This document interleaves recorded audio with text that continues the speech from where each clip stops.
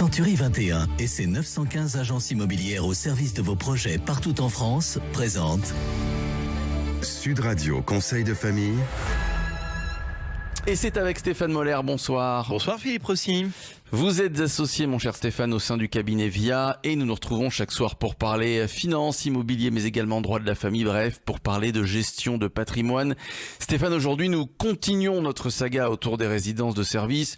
On a déjà abordé les résidences de tourisme, d'affaires, les EHPAD. Évoquons aujourd'hui avec vous, les résidences étudiantes. Alors abordons ensemble les résidences étudiantes. Alors acheter un appartement dans une résidence étudiante est effectivement une façon intéressante de démarrer des investissements immobiliers.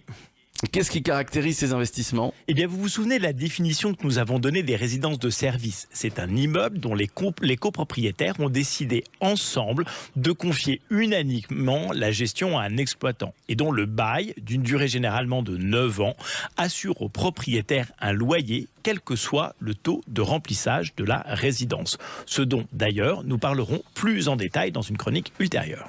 Oui, intéressante façon de sécuriser des revenus. Et alors, quelles sont les spécificités des investissements dans les résidences étudiantes ? Eh bien, il y a probablement 2 ou 3 éléments notables qui présentent suffisamment d'intérêt pour que nous puissions nous y attarder.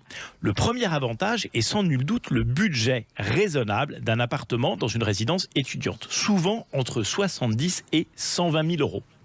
Acquérir un appartement de ce type implique un effort d'épargne de quel montant, Stéphane ? Eh bien, c'est un budget probablement accessible au plus grand nombre parce qu'un appartement de ce type s'acquiert à partir de 150 € par mois d'effort d'épargne.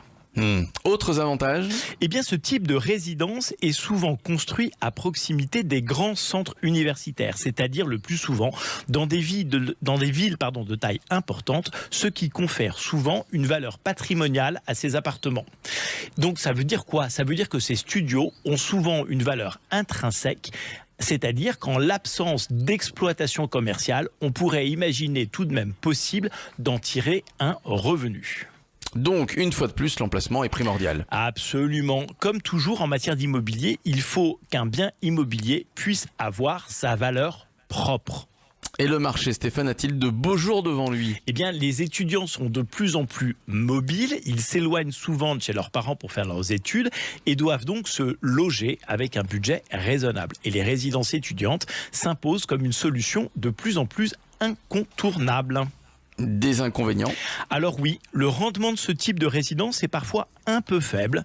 Et comme toujours, il faut évidemment un gestionnaire reconnu et rentable. Et 2, évidemment, privilégier des implantations à proximité immédiate des grands campus universitaires. Stéphane, on se retrouve demain. De quoi parlerons-nous ? Eh bien, on continue et on termine notre saga sur les résidences de service et nous parlerons demain des résidences services seniors qui sont encore un autre type de résidence de service.